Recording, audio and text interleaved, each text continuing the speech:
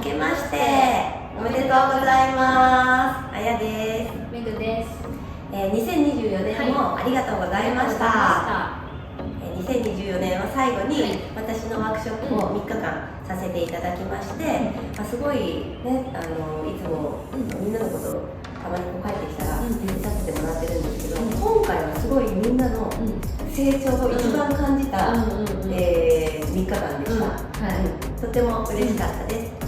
これからもね、今年もね、みんな練習ね、25年ですね。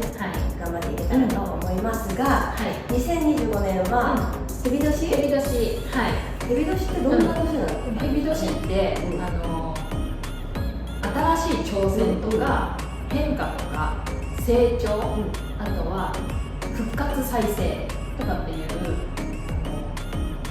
そういう年なんだそうです。なんかめっちゃいい年じゃないそう思ったら。そうだから、新しい挑戦、新しく、始めてみたい方もいいし、あとは成長とかね、あと変化していくっていうことだったりとか、あと一旦何か一旦自分の趣味とかやめてたりとか、止まってた人とかっていうのも再挑戦にもいい年なんですよね。いいと思います。